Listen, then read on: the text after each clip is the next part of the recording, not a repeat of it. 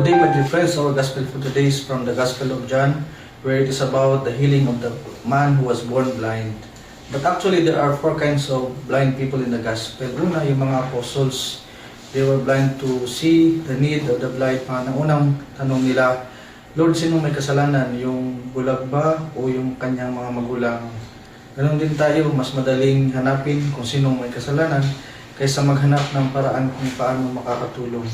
Pangalawa, yung parents ng blind man. Alam nila na si Jesus ang nagpagaling sa kanilang anak, pero ayaw nilang mag-witness, ayaw nilang sabihin sa mga Pariseo dahil takot sila na baka palayasin sila sa kanilang mga lugar. Minsan ganoon din tayo. Alam natin ang mga nangyayari, alam natin kung ano ang mali, pero nagbubulag-bulagan tayo dahil takot din tayo. At ang pangatlong bulag ay ang mga Pariseo.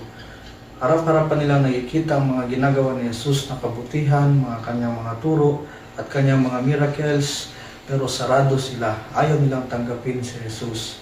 Minsan ganon din tayo. Tayo ay sarado, bulag na bulag, dahil sa ating pride at pagiging makasarili. Ayaw nila ating tanggapin kung ano ang katotohanan. At ang pang-apat na bulag ay ang lalaki mismo. Bulag siya physically, pero nung nakilala niya si Jesus, when he encountered Jesus, he was healed not only physically but spiritually.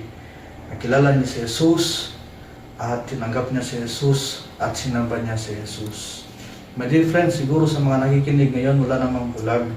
Pero in one way or another, we are also blind spiritually. And so we pray.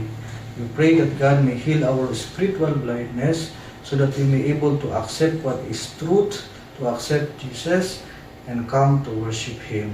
Amen.